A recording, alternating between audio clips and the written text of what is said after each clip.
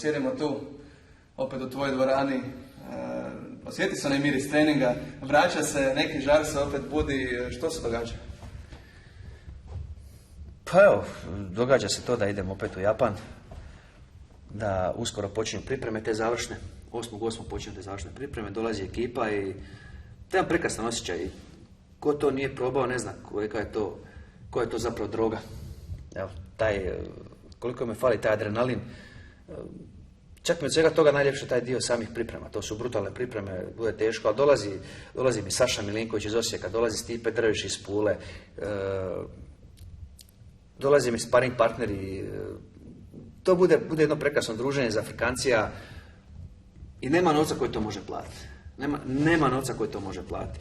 I onda na kraju kraja nastup u samoj Saitama areni, koja je moja definitivno najdraža arena, od svih arena u kojima sam nastupao, u njoj sam i najviše puta nastupio. Nekako me sve to vraća nekako u mladost, u nekih prije 10-15 godina. Jednostavno želim to osjetiti još jedan put. Ja sam se dogovorio sa Rizinom za nastup u 9. mjesecu i u 12. Znači, tako, toliko ću snage uspjeti izdržati. Nadam se da neće biti nikakvih ozljeda. I pa šta Bog da, borit ćemo se, bit će žestoka konkurencija.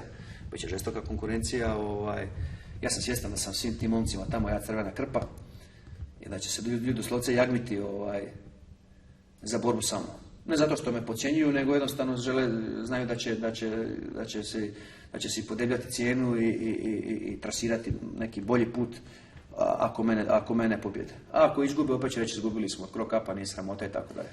Pa ne, to je naprosto tako. Jasno. Da. Sam si rekao da tvoj kraj karijere na neki način je bila, osim ozljede i ta uvjetovani usadom, i sada si htio na neki način se riješiti tog tereta koji je došao na kraju.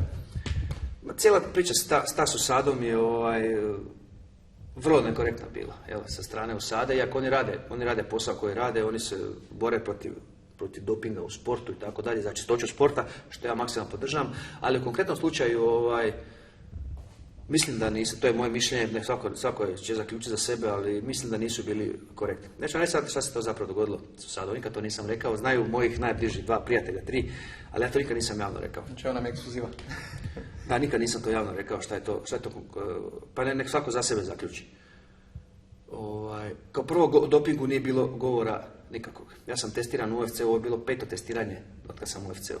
Testirali su me 5 ili 6, sada ja slagam, nemojte me, sad sam i trčio i trenirao, mislim 5 ili 6, uredno su me, i na kraju i zadnju borbu s Gonzagom, prije borbe, nakon borbe, testiranja, čisto potpuno sve. Nikad nisam koristio nikakav doping, niti smatram da ima potrebe za tim.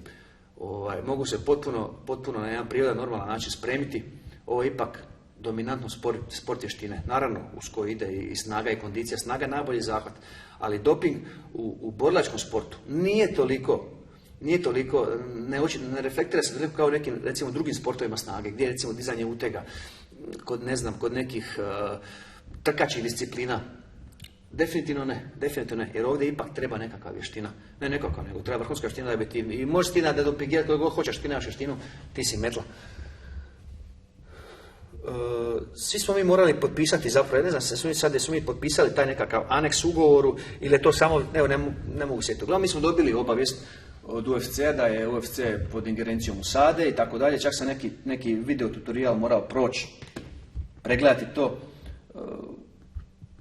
po nekih pola sata, se oni bore za čistoću u sportu, bla, bla, bla, bla, bla. I ne mogu ja to moram, to se doslovce mora odgledati do kraja, nisam mogu ja to upaliti pa izaći iz sobe, ne mogu vidjeti, ja to gledam, ali ne mogu submitat i kliknuti sljedeće, da.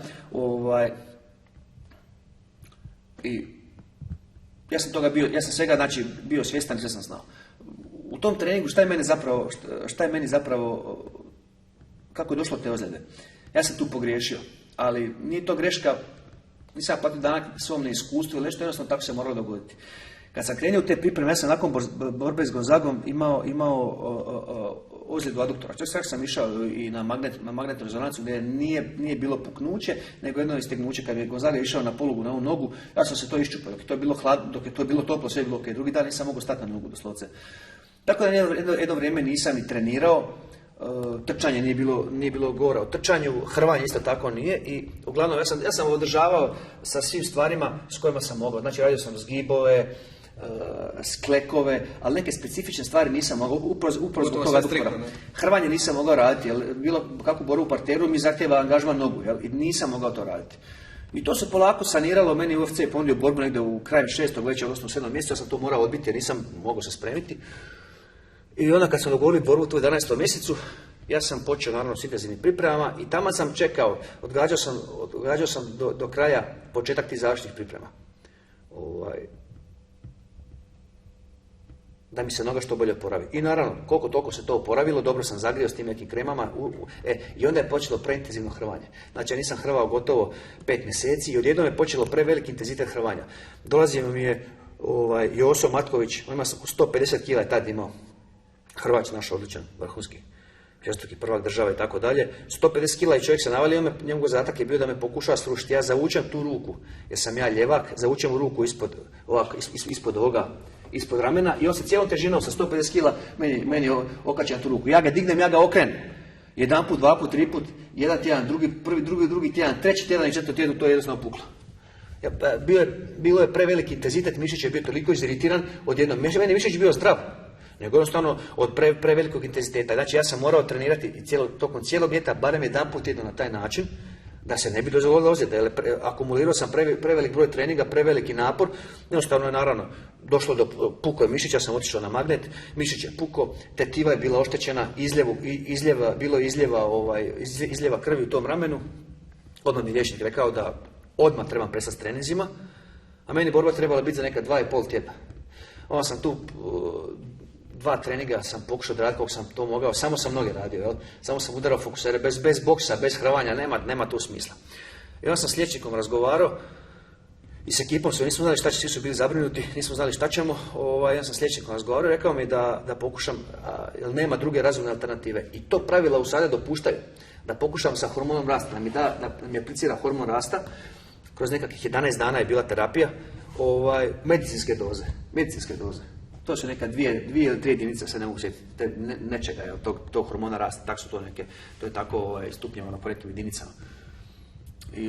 Ali kako ništa, to ne može pomoći. To bi možda i pomoglo, to bi definitivno ubrzalo, ali da ja ne treniram uopće, da ja prestanem trenirati i tako dalje. I kao na vraga, znate kad vrag dođe kad ga ne zoveš. Nakon nekih 5-6 dana od toga ja sam lagano, samo sam trčao u tom periodu, samo sam traku radio, 1 trening dnevno. Meni zvoni ujutro u 7, čujem zvone, psi se uznemirili, ja otvorio dole, dobar, guten tag, došli iz Švicarske, došlo njih 2, jedan gospodin, neka medicinska sestra, došli su doping u redu, krv, hoćete dati, naravno, dao im ja krv, dao urin, šta koristio suplemenata, ja im se nabrao i ja sam znao, da se mi razumijemo, ja sam znao da je hormon rasta zabranjen uzimati bez da ih se pita. Ako se traži odobrenje, oni će to odobriti kao lijek. Ali zašto ga nisam tražio odobrenje? Nije bilo vremena. Njima to treba, ne znam, 10 dana, 2 tjedna, tjedan dana da se oni sastanu tamo u toj usadi i da napišu odobrenje. I onda to je normalno, to je jednostavno lijek. Ljudi uopće ne kuže šta je to. To je jednostavno lijek koji se koristi, ne znam, za zacjeljivanje rana, mikrotrauma, krpanje mišića, veznih tkiva, ligamenata i tako dalje. Naravno, to ne veze nema s dopingom. Znači, to hormon rasta niti poboljšava izvedbu, niti mi daje neku snagu, ekskluzivnost i tako dalje. On jednostavno ubrzava taj oporavak. I to je dozvoljeno. Ali hormon rasta ljudi uzimaju u kombinaciji sa raznim steroidima, anabolicima i onda povećavaju naravno učinak samih. I upravo iz tog razloga je oni zabranjeni. Odnosno, vjerovatno kad bi se uzimao nekim nenormalnim količinama, znači kad bi se uzimalo 10 puta veće doze nego što sam ja uzimao, vjerovatno bi tad imao nekog efekta i na same performanse, ali u tom slučaju je to utvrdivo, vrlo utvrdivo u krvi, to se može naći. Medicinsku dozu ne možete naći, to ljudsko tijelo samo proizvodi. To ljudsko tijelo samo proizvodi naš hormon rasta. Ali u toj nekoj nenormalnoj količini koja bi mogla eventualno pomoći, to se da utvrditi u krvi. To se da iz krvnih markera se to utvrdi prisustvo povećane doze hormona rasta. Uglavnom, ja to nisam spominjao jer sam se prvo htio konzultirati. sam htio skonzultirati sa svojim poslodavcem, ali tu ništa nije sporno. A ja sam bio svjestan toga i ja sam onda još, kad mi doktor mi je napisao nalaz, ja sam imao magnetsku rezonancu i doktor napisao da nema, i tamo jasno piše u pravilniku USADA. Ukoliko nema druge alternative za liječenje, dopušteno je liječenje hormonom rasta. S tim da se treba konzultirati USADA, ja je nisam konzultirao, iz jednostavnog razloga nije bilo vremena. Samo iz tog razloga nije bilo vremena. I na kraju kraja to je neutvrdivo u krvi. Ja sam toga bio svjestan. To se ne može naći u krvi, medicinske doze se ne mogu naći u krvi. To je ne sad, ja ne banaliziram, ali daću jedan primjer. Nije to naravno isto, ne želim to usporediti sad hormon rasta ili recimo, znam sada dođete u ljekarnu i dajte mi 2 kutije tableta. I ova kaže samo malo sekundu, sad evo, policija se pojavi za 5 minuta, hitna i na psihijatriju, želiš se ubiti. Čuj, kaže, ako popiješ jednu proći te glava, a ako popiješ svih 100 tableta, otrovaćeš se, znači potencijalni samoubojica. Recimo to, sad ja ne želim izjednačiti, naravno, hormon rasta i tabletu za glavu, ali i ja sam nazvao, znači kad su oni otišli, sve ok, ja sam nazvao takozvanog časnika za vezu za UFC-u, koji čovjek ima nezavisan status. Ja moram naglasiti, ja sam s UFC-om uvijek imao korektan odnos, UFC prema meni bio korektan i imali smo stvarno super odnos, ali tamo su ljudi zaduženi, svako je zadužen za svoje područje, niko se ne petlja u posao. Ja sam tog čovjeka koji je bio zadužen za to, dobio su neke njegove mailove prije toga, nema to veze sa čelništvom UFC-a. Ja sam njega kontaktirao i rekao, čuj, bili su mi tu, sve ok, rekao, sve ok, nema problema, rekao, samo ne znam da li, nisam ništa prijavio, sam htio, da li uopće treba to spominjati, ali ja sam pripremio dokumentaciju, znam da dokumentacija kad se pošalje, da je to potpuno normalno legalno. I ovako mi čovjek kaže, da, ma gledaj, bilo bi dobro da, ma da, to je sve ok, ja to sad, nemam ja transkript razgovora, ali prilike tako razgovor tekao. To je sve ok, gledaj, trebao si tražiti dopuštenja, rekao, nije bilo vremena.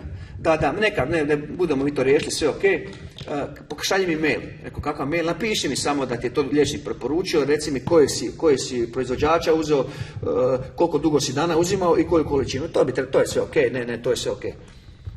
To je znači praktički, mi radimo za istu firmu, ja i taj čovjek, mislim, da, nema problema, i vidim da je on mene pokušao skinuti s telefona što je prije mogao. Samo mi molite, pošalji mi mail, ja moram ići, pošalji mi mail. I taman kad čovjek pomisli da je nešto naučio u životu, i sad sam stari prekaljeni vuk, ja popušim takvu foru, ja njemu pošaljem svoj mail. Ne u Sadi, ja pošaljem čovjeku iz iste firme koji radi. I mene drugo večer zove u Sada. Evo, krov kape, svaka čast, ovo je zaista hvale vredan potez, rekao, ne znam o čemu se radi, pa evo, kaže, ovo tvoje priznanje za doping. Rekao, kako priznanje? Kaže, pa dobro, nismo svjesni da si ti to uzeo radi ozljede, sve smo vidjeli, ali evo, kaže, bio si fair, sam si se prijavio, evo ti 2 godine. I ja rekao, ne razumijem, rekao, šta sam se prijavio sam, ja se počeo smijati. Ne, kaže, molim te, kaže, pogledaj mail ako ti je pri ruci. Ja otvorim mail, moj mail koji sam ja poslao tom čovjeku, on je taj mail uzeo i proslijedio u Sadi. I oni su to iskoristili kao moje priznanje. I ja kažem, ljudi, imam medicinsku dokumentaciju, ne, evo, bio si fair 2 godine, a zašto njima to leglo? Njima je to leglo jer to je bio prvi slučaj, taman je, ne znam, mjesec dana, 2 prije toga, je UFC potpisao, sklopio ugovor, što je ok, što podržavam, ako UFC želi biti dio mainstream sporta, oni moraju imati kontrolu. To je definitivno, ja to podržavam i definitivno su tu u pravu. I sad je njima trebalo jedno veliko ime koje im je naletilo savršenstvo, nisu bolje mogli sanjati. U Sada nije bolje mogli priliku sanjati da zastraše ostale borce. Ljudi mi rekao, ljudi, šta je vama? Pa nemojte biti smiješni, pa rekao, nema govora o dopingu, rekao, znate sami da na kraju kraja to su takve doze, to je ne, i čak i da nisi, ja ovo kažem, pa rekao, šta se ustvari da je to neki kineski proizvod bio neki placebo, da se lažu, da uopće nema ništa. I da, kažem, ti si imao namjeru to uzeti preko, uzeo sam to zbog ramena, rekao, imam liječničku dokumentaciju, ne, ti si to treba pitati, i ne, drže se ljudi kao pijani plota. Rekao, dobro. Onda su naravno nakon 2 dana objavili, meni tu stvarno pao mrak na oči, zgadilo mi se, ali doslovce sve.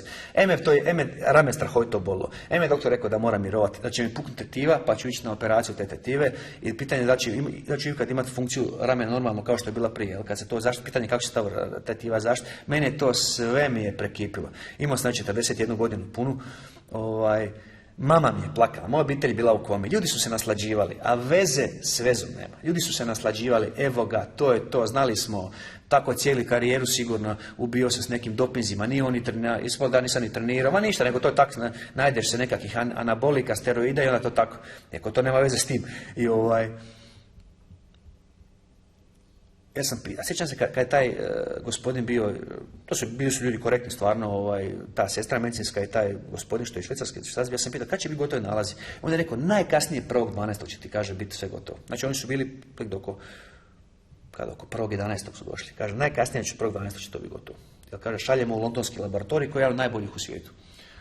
I sad to 1.12. je prošao, ja kipim, jadan nikakav, popišan sav.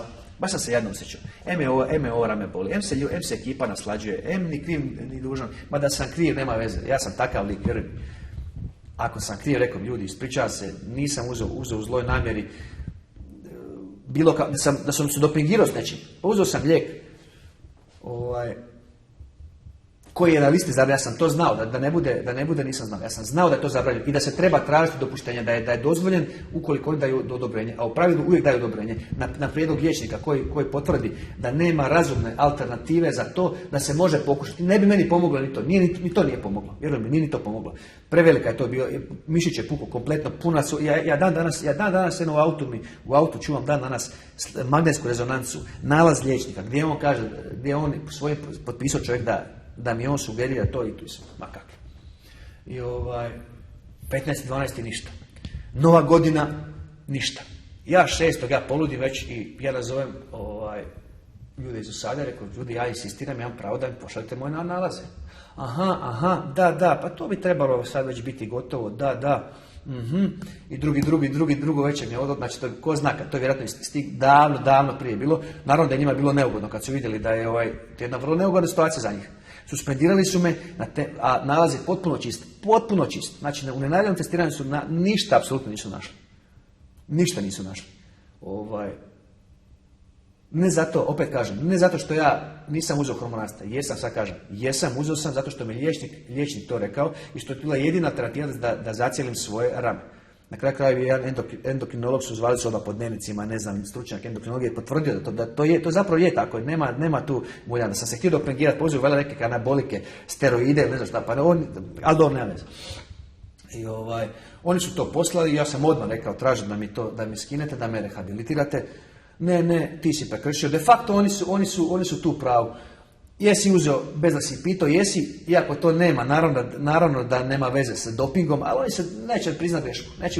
Ja sam onda sam angažirao američkog odvjetnika s kojim su oni su kontaktirali i tako dalje, tako dalje. I sad je ovaj rekao da ja imam pravo na žalbu. I kad je ovaj rekao, pa ima Mirko pravo na žalbu, kaže, upravo istekao rok za žalbu. Znači da su mi javili na vrijeme. Oni su meni, znači ja da sam nazvao ranije, to je tamo u par dana istekao rok za žalbu. Ja sam imao pravo na žalbu i to bi bilo, oni bi to naravno ukinuli suspenziju i nikom ništa. Ukinuti suspenzija jer imam pravo na žalbu, donio bi liječničku dokumentaciju, to je to. Najgore što bi se dogodilo, svakako bi ta borba u selu bi svakako ta borba propala. Ne bi se održalo teoretski, ako bi se uspio oporaviti, pitanje to je bilo na knap. Da li bi se oporavio? Zbog Zagreba vjerojatno bi išao i u crveno. Vjerojatno bi teoretski mogao nastupiti, meni se to sve zgadilo, meni je pao mrak na oči i rekao sam nisam više za ovo. Nisam više za takve stvari ne. Borba, to je jedna stvar, ali ovakve stvari ne. I oni su držali kao pijani plota i nisu mi to htjeli. Moj odvjetnik je bio i dalje u komunikaciji s njima i razgovarali su. Oni su bili korektni u razgovoru, u komunikaciji, pristojni, ne mogu reći da su oni bili bezobrazni. Ali opet mislim da su u konkretnom mom slučaju, ako je nalaz negativan, nisu mi to smjeli napraviti. Evo sad zadnji slučaj je bio s Brock Lesnarom, bilo je slučaj recimo konkretno sa Frank Mirom. Frank Mir je odradio borbu pod utjecajem dopinga, znači ne nekog lijeka ili ne znam čega, pod dopinga, znači ne znam sad konkretno koje stavio za neke anaboličke steroide, ne znam šta, i to mislim 1 ili 2 anabolička steroida su mu našli. On je odradio borbu i dobio jednaku kaznu kao ja, koji sam čist na testu. Pa to ima, koji su sad tu ludi? Znači ja sam potpuno čist na testu, nema nikakvih tragova, korišta nikakvog dopinga i dali su mi jednaku kaznu kao čovjeku koji je odradio borbu, ja ni borbu nisam odradio. Znači odradio borbu pod utjecajem odnosno pod dopingom, a ja nisam ni borbu odradio, još me ovaj cinka kao zadnje kretena tamo i nemam riječi. Evo, ja se opet kažem, ne ljutim se na nikog, to je tako moralo biti. Zašto? Vjerojatno vjerujem da postoji razlog neki zašto to tako moralo biti, ali da je to po mom sudu nekorektno, nesportski i tako dalje. Na kraju su mi kako je odvjetnik taj američki bio u kontaktu s njima, na kraju su ponudili da će mi ukinuti suspenziju ako nekog cinkam. Ako cinkam nekog borca... Znači, teoretski se mogao boriti u Zagrebu? Teoretski da, ako sam htio, da, kaže cinkaj nam nekog i mi ćemo ti ukinuti suspenziju. Ja gledam i ne vjerujem, da mi ide tako poniziti do kraja, da budem cinker. Ja sam rekao, gledajte, kao prvo ja imam svoju dvoranu, ja ne znam ostale borce, niti znam ko šta koristi, a i da znam ne bi vam to rekao. Pa možete mi zabraniti da se borim u UFC-u, to možete. Ali mi dušu nećete uzeti. Pa kako ih nije sramota? Mislim, ako je to nivo jedne organizacije koja se bori za čistoću u sportu, da ucjenjuje borca, ja to ne mogu vjerati. Evo, odvjetnik mi kaže, evo, rekao su, ako ćeš nekog cinkat, da ćemo se nagoditi, da će ukinuti suspenziju. Nije mi palo na pamet. Kao ni prvo niti znam ko je, niti uopće ulaziti u takve kombinacije i da bude cinkaraš. Pa ima većeg dna nego cinkat nekog. Mislim, da mi je neprijatelj najveći na svijetu, ne bi to zbog sebe napravio. Treba se obrijati poslije pogledati se ogledalo. Ideš cinkat čovjek, katastrofa. Uglavnom mislim da je to u sportskom smislu jedna nepravda, ali evo šta je tu, takva su pravila, ne ljuti se na nikog. Možda sam trebao stvarno tražiti odobrenje prije, odnosno ne da sam trebao tražiti odobrenje od njih, nego nisam trebao sam šutiti. Zašto sam to rekao, ne znam ni sam. Eto, ispao sam naivan kao francuska sobarica. Ali ja nisam to rekao u Sadi, nego sam rekao čovjeku iz svoje firme. Jednom liječniku koji tamo radi, zašto meni taj liječnik cinko njima, ne znam. Da li on mislio da je to tako ispravno, vjerojatno da. Na kraju poslije sam čuo sve najbolje o tom čovjeku. Da je on zaista korektan, da je on profesionalac, ozbiljan lik i tako dalje. Zašto je čovjek proslijedio moj mail u Sadi i u Sada je moj mail iskoristila kao nekakav dokaz. Ja sam se naravno mogao praviti lud. Mogu se reći, da, to je moj mail. Ja ga nisam pisao. Imam 2 administratora, ja engleski dobro govorim, ali ga slabo pišem. Znači neko drugi to. Meni se to jednostavno sve zgadilo. Sve mi se zgadilo. Prisjelo mi je sve, jednostavno rekao, ok, ako tako mora biti, ako je tako je i evo. Hvala i doviđenja. Mirko, bio si u Zagrebu na UFC-u, je li ti žao što nisi nastupio u ringu? Pa ne znam, gledati UFC u svom gradu, ja sam imao izvrsnu suradnju s UFC-om i odličnu komunikaciju i to je odlična ekipa tamo, stvarno, od organizacijskog smisla i s gospodinom Fertitom sam bio u iznimno korektnim odnosima, imao sam vrhunski tretman i nemam ni primjeru na UFC kao tako. UFC je vrhunski ustrojena organizacija i bilo je zadovoljstvo i čast biti dio UFC-a, ali evo, kako se to sad sve dogodilo, mislim da u Sada nije trebala reagirati kako je reagirala, a šta je to, ja više cvilit neću, nema smisla kukat za prolivenim mlijekom, šta je bilo je, ali ipak smatram da je to sve skupa kad se podvuče crta, da nisu smjeli na takav način reagirati. Pa da su rekli, ok, evo, tu borbu neću dati, ili evo, suspendirat ćemo te na 6 mjeseci, nemoj više uzimati ništa bez da se konzultiraš, bila bi dovoljna kazna. Bila bi dovoljna kazna. 2 godine dati meni jednaku kaznu dati meni i ne znam, ne želim sad to pozivati Franka Mira, nego kažem primjer, samo on je prvi pada na pamet. On je uhvaćen, ako se ne varam, evo mislim da je uhvaćen sa nekim anabolikom i steroidom, znači klasičnim dopingom koji poboljšava njegove performanse, njegovu izgled i tako dalje. Znači doping u pravom smislu. Šta znači doping? Doping su dopuštena sredstva koje sportaš želi, odnosno povećava svoju izvedbu. Jel? Znači da je brži, snažniji, izdržljiviji i tako dalje, tako dalje. U mom slučaju toga nije bilo. Nalazi su potpuno čisti sad i da mi kaznu jednaku kao i čovjeku koji je uhvaćen, koji je još odradio borbu, zato i dobio je novac za tu borbu i plaćen je. Mislim da je to nekorektno. Evo, ja mislim da je to nekorektno, ali evo, može to samo moje mišljenje, a možda će se neko složiti, ali nebitno. Eto, imao sam nekako potrebu to reći, da ljudi znaju zapravo o čemu se tu radilo i bio to jedan vrlo ružan period za mene, od dana dok su oni, kad su objavili, zapravo kada oni nisu rekli da sam sebi dopingiram, oni su rekli da sam ja prekršio antidopinšku politiku njihovu. To je moglo značiti, na kraju kraja to i znači. Običnu infuziju, sad su infuziju su zabranili. Znači da sam rekao slučaj da mi izletila, sam rekao čujte, ja sam uzeo infuziju od pola litre vitamina. Da, odlično, ništa, samo nam pošalji to, bilo bi samo nam pošalji da si uzeo, čisto da imamo zbog svoje arhive i onda bi pljas, evo ti, priznao si infuziju, ti 2 godine. Mislim, to je ludilo. Znači, mislim da borba protiv dopinga mora postojati, ali da bi se to da se to ne bi trebalo pretvoriti u nekakav lov na vještice. Evo. Mirko, krenemo sa ljepšim stvarima. Japan, tvoja druga rodna zemlja praktički, koliko se veseliš i hoće li biti ovo tvoje zadnje borbe ili ako sve bude dobro i osvojiš turnir? Neki dan sam se nasmio, smio sam se, gledam sam u karikaturu, bio od Stiva Cinika, ne znam jesi vidio karikaturu, mene nacrtao kao starca i kao ispod komentar kao još jedan povratak rokapu. Mislim, evo, baš mislim, smio sam se i samo vam kažem, moj Stive Ciniće, kamo sreće da to tako može biti. Da mogu raditi dok sam živ posao koji volim i ono u čemu uživam. Ali nažalost biologiju i prirodu niko nije uspio prevariti. Niko. Treba čovjek biti realan iznad svega. Ja ću napuniti 42 godine za 2 mjeseca. Jer realno govoreći neki moj sportski kraj je tu. Nema tu šta. Iako ja mogu. Problem kod ljudi je što ljudi svako gleda nekako svijet i stvari iz svoje perspektive. Žaba gleda iz svoje perspektive, ptica iz svoje perspektive. Tako ljudi, ne znam, ima ljudi koji, ne znam, moja generacija, par godina mlađi, loše se osjećam, ili je svjestan da ne može podržati 100-200 metara. I automatski mislim da sam ja u toj situaciji, da ne mogu nije, da se ja iz nekog razloga mučim. Meni je to zadovoljstvo, meni je to mušt, ja treniram. To veze nikakve s novcem nema. Ljudi su, pa svakaki to, pa sam se zabavio, čitao sam te komentare, pa ovo da nagađa, da to sigurno sam prokocko, nemam kune, ma šta vas briga, na kraju kraja šta vas briga? Možda su mi djeca gladna, možda nema šta za jesti, možda su stvarno sve prokocko, ko zna. Možda to jednostavno volim, možda je to moj život, možda uživam u tome, možda to je jedna privilegija kako vi nećete nikad upoznati.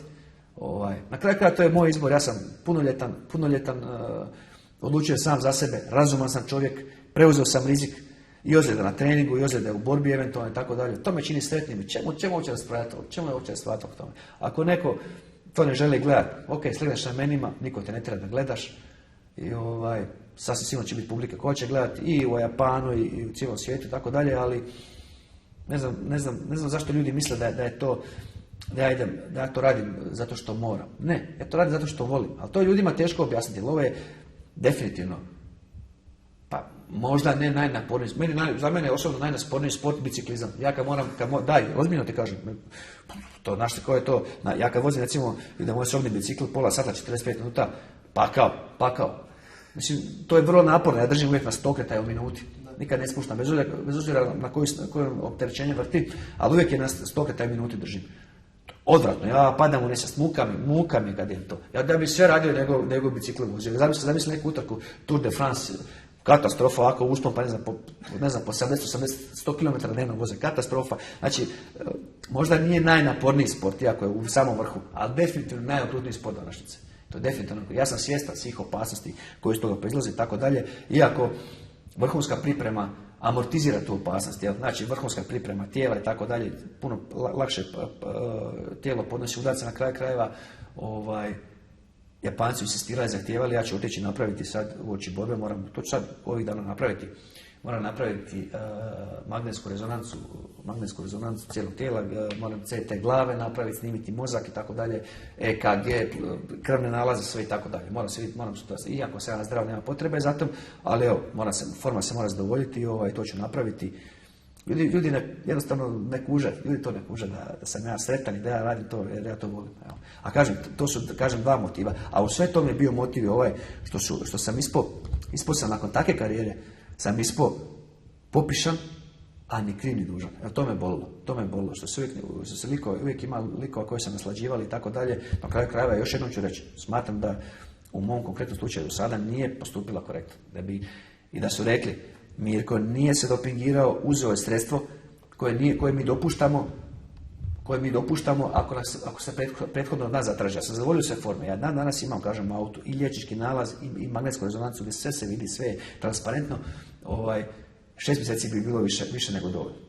Ali 2 godine i da me na takav način prekinu karijeru, ne znam, mislim da to nije u redu, nije sportski, ali evo, kažem, zato ću se vratiti u Japan i zato mi je to prevagnulo upravo ta ponuda iz Japana i već sam rekao da li ću ja uspjeti taj turnir osvojiti, ne znam, bit će to teško, stvarno će biti teško, da ću biti maksimalno spreman, hoću, da ću dati sve od sebe, hoću, Hoće li biti trema nakon godinu i pol što nisi stao u ring? Pa velika je to pauza, znaš, velika je to pauza. Neće, mislim, ja ću odraditi sparinge i to, ali uvijek je, nikad nisam tako veliku pauzu napravio.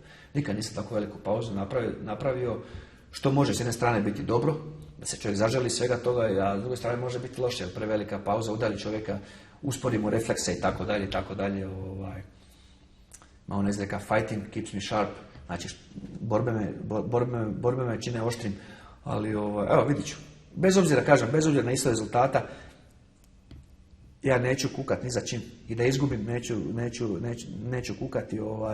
Jednostavno, to je bila moja želja i nema se tu šta dodati na kraju kraja. Svako je gospodar svog života i tako. Ja radim što ono volim i velika je privilegija raditi ono što voliš i želim da to traje što duže. Naravno, ne mislim ja sad, nego ja želim, bio bi prestan da ovaj turnir završim, i kao mu sreća se može ona karikatura od Stiva Cinika da mogu u 80. se vratiti, naravno da to ne može niko, ali bilo bi to lijepo, znaš, raditi nešto što te veseli. Sad kad sam dolazio u Japan, tako sam se lijepo očeo od tog samog slijetanja na Naritu. Nakon toliko godina sam odsjeo opet u tom hotelu gdje sam odsjedio za vrijeme Pride-a. Toliko uspomena me preplavilo, toliko, ne znam, posebno sam osjećao. Ta ekipa, ista ekipa iz Pride-a, legendarnog, koje nisam, mnoge od njih nisam, punih 10 godina vidio. Imena naravno ne znam više, ali poznam te likove. Nekima znam imena, a većini ne. To osoblje, gledam, ljudi me grle dolaze. Mislim, bilo je stvarno prekasno. Prekasno, radujem se tog nastupu u 9. mjesecu. Nadam se da neću imati neku ozljedu, da mi opet nešto neće riknuti, jer istina je to, znaš, moje tijelo je izraubano, ja danas idem, možda me doktor već je zvao, idem danas primiti u koljeno, u oba koljena, ovo mi je zdravo koljeno, ali ću primiti nekako, sad ću opaliti, pa da se ljudi smiju, hialuronska... Tak. To je nekako ulje. Da, to je nekako ulje, nema veze s dopingom, da ne bi se opet neko uzbudio. To su kozmetički zapravo. Pa nisu kozmetički tretmani, nego mi daje mi to radi podmazivanja koljena. Sad će me krenuti ti napori, čisto da mi olakša napore. Biće puno šprinteva i uz brdo, puno čučnjeva, puno rotacija koljena, a to mi prije nije trebalo. Ono što navijače sigurno zanima, je li još uvijek lijeva šalje na groblje? Pa Boga mi, kog zalijepim s lijevom, neće se ni s jednom dobro provesti, ali imam taj dobar osjećaj u toj nozi i još uvijek sam fleksibilan, radim špagu i tako dalje. Dobro se osjećam, eto. Kada napravim dobar trening, meni je dan propao. Evo, danas je četvrtak, danas mi je dan odmora, četvrtkom i nedjeljom odmoram, ali sam sad ubacio i četvrtkom i nedjeljom lagano, evo sad kad ste vi došli, ja sam trčao na traci. Pratećim lagano, samo 2 km. To mi je dan odmora danas. Samo 2 km i dobro se istegnem. Jer mi je puno, ja cijel dan bez nekog tjelesnog podržaja. To je neki trening, neki 20 minuta, nije to puno. Ali mi je puno cijel dan pauze, volim se istegnuti svaki dan da se istežem i tako. Možda mi to prije definitivno nije trebalo. Sad volim to raditi svaki dan, to istezanja i olakšam to svakodnevni život, svakodnevni trening i tako. Mirko, evo i za kraj, s 42 godine na leđima, može li, kako ti se čini ideja, znači s obzirom na ove sve okolnosti, kada kažemo borba karijere, je li to moguće? Pa ne znam u kojem smislu borba karijere. Znači imaš svoje ime opet za neki način očistiti, izaći pred svoju publiku u Japanu i pružiti naravno dobru borbu koju svi očekuju. Pa ja sam joj govorio, svaka borba je najvažnija. Ovo će imati posebnu draž, upravo zato što stvarno sam donio odluku, ko šta misli o tome, da više neću, mi su upravo to, sve te neke stvari su mi se zgadile, bolo me sve živo, i ta koljena, i te tetive, i to rame me tad bolilo, i stvarno sam mislio da se neću vratiti. Dobio sam stvarno ponudu, zvali su me iz Južne Amerike, iz Brazila me zvala organizacija. Dobio sam ponude iz Australije, iz Rusije par ponuda sam dobio, iz Europe sam dobio ponude. Jednostavno me nije to zanimalo. Jer, dok nije došla, nisam se razgovarao i to je neka presudila, kažem, neka nostalgija za Japanom, moji dobri i korektni odnosi s tim ljudima i neki izazov. Da li izazove treba tražiti u 42. godini, da li treba vraga vući za rep, ne znam. A šta god bude, neće mi biti žao. Evo, neće mi biti žao šta god bude. I naravno, u svemu tome još i kumovalo Nisam otišao na način na koji sam htio. Nisu mi to smjeli napraviti. Evo, stvarno, ne treba tu kukati sad nešto, sad tu cviliti, ali, brate, nekorektno. Ako su moji nalazi čisti, ako nema govora o dopingu, pa ne možeš me suspendirati 2 godine jednako kao čovjeka koji je uzeo sve moguće vrste dopinga i pod tim dopingom nastupio i ostvario zaradu i stavio si lovu u džep. Pa ne možemo onda biti u istom košu. Jednostavno ne možemo. Vidio si sad da možemo. Da možemo. Eto, mislim da to je nekorektno i nisu mi to smjeli uvjetovati skidanje suspenzije, da ja nekog cinkam i tako. Mislim da je to ispod nivoa jedne ozbiljne organizacije. Nisu to smjeli raditi i točka. Mislim da to nekorektno. Želim puno uspjeha u Sadi u borbi protiv dopinga, protiv varalica u ovom sportu, definitivno. I to kažem bez cinizma sad u toj svojoj komunikaciji s njima. Oni su bili prema meni korektni, pristojni, na svaki mail odgovorili i nalaze su mi na conference call s mojim odvjetnikom i bili su ljudi, ali oni se jednostavno drže s ovih nekakvih principa kao pijani plota. Ali opet kažem, ne može biti princip ako si uhvatio čovjeka da se pod dopingom nastupa i odradi borbu, pa ne može biti ista kazna kao za čovjeku koji je čist, zdrav, prav, razumiješ? Jednostavno ne može. I to s obzirom na način na koji su oni došli do mog takozvanog priznanja. Pa ispao sam ja lud i glup, nisam ja to htio govoriti, ispao sam ja debil, da sam lud, da sam glup, da sam ja išao sam zvati u Sadu. Ko bi lud zvao u Sadu sam? Pa ko bi lud sam zvao? Nego sam ja, znači čovjeku iz svoje firme to rekao, da ga pitam, kad mi je rekao, čisto sam ga obavijestio da su ljudi bili, da sve ok, da nema ništa, nije sporno, dao sam mi taj popis vitaminizacije koju koristi, ne znam, proteinski napitak aminokiseline, BCA, bla, bla, bla, čak sam bio nekom antibiotiku, tada nešto, znam sam, me grlo nešto bolilo, pa sam dao, mislim da sam klavocin pio, pa sam morao doneti kutiju klavocina, rekao sve ok, rekao sad nisam htio, nisam spominjati, rekao prije konzultacije, rekao da li to treba ili da prešutimo to ili, mislim, to je neutvrdivo u krvi, to su male medicinske doze bile da mi zalječim ranu. Jer da sam ja uzeo veće količine, to bi se našlo u krvi. U krvnim markerima, taj laboratorij u Londonu ga nađe. 100%. Da su se uzele neke ogromne količine koje bi mogle na nekom nivou eventualno povećati, ne znam, da mi da, ne znam, veću mišićnu masu, tako dalje. Kolunem, da, i onda je bilo legendarno, da, ma to je sve ok, samo ti meni pošalji mail, to ćemo sve riješiti, evo kako je riješio poslo ima tamo, tako je moj prijatelj jedno, sjećam se ja, ima to 15 godina. Snimila me negdje policija da sam se vozio brzo. A auto glasio na njegovu firmu, ima čovjek 500 zaposlenih. Ja mu kažem, rekao, nemoj brate, negdje su me uhvatili bez veze, negdje me, ne znam, bilo dozvoljeno 60, ja vozio sam 100. Nije bilo žive duše, noć je bila, nema psa na cesti, nema veze. Ali, kod je to policiju briga, pa njima najdraže postaviti kamere negdje kraj škole u 3 ujutro, a znak, ne znam, 30 znaka. Kao djeca iz škole izlaze. Pa nema nikog u 3 ujutro, ali nema veze. I tako sam ja njega pitao, rekao, daj molim te, nemoj to, rekao, daj napiši, daj mi to riješi, rekao, daj vidi neko dođi svoj dečki, ja ću ga počastiti, iako mu ne znači vozačka ništa, ja počastit ću ga, ko nema auto, ko ne treba vozačka, nek se prijavi umjesto mene, razumiješ? Ma kaže, on ne sekira se, riješćemo to, ajde, šta se jebo ga ti, kaže, šta se nerviraš, nije to. I znaš kako je riješio?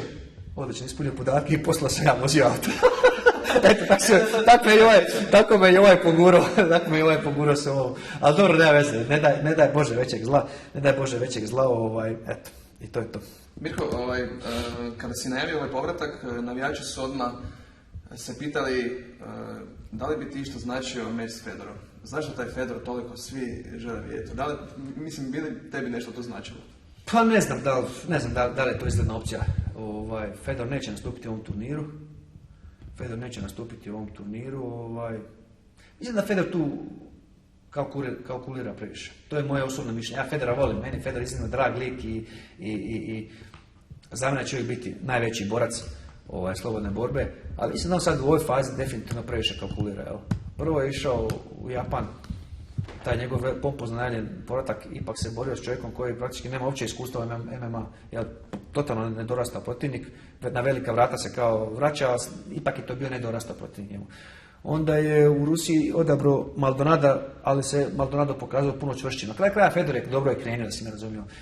Nije Fedor bio nespreman. Fedor dobro krenuo sve, sam jednostavno ovaj ga je pogodio, ovaj ga je jednostavno na kontru pogodio, Fedor se jednostavno nije mogao oporaviti cijelu borbu. I dobro živu glavu izvukao. Mislim da, moje mišljenje da Fedor neće nastupiti u ovom turniru, to je preveliki rizik za njega. On jednostavno tako rezonira stvari, to je moje mišljenje, to je jednostavno preveliki rizik da ispadne u turniru, on će, ako bude nastupao, možda će nastupiti za Novu godinu u nekoj prestižnoj borbi. Opet će si koliko to bude moglo izabrati što slabije protivnika, to je moje mišljenje, da on nije u nekoj više ono svojoj životnoj formi. Da se budemo iskreni, možda nisam ja više u životnoj formi, možda nisam ni ja u životnoj formi, ali srce mi nikad nije bilo veće. Eto, srce mi nikad nije bilo veće. Možda kažem, možda sam ja subjektivan, možda se doživljavam opasnijim nego što jesam. Sve je to moguće. Ali, kažem, imam veliku želju i daću stvarno sve od sebe da se maksimalno spremim i spremit ću se s osmijehom na licu jer to želim. Evo, baš želim bez imalo stresa ili nekog grča, pa šta bude. Eto. Mirko, u svemu tome mi ti želimo puno sreće. Hvala.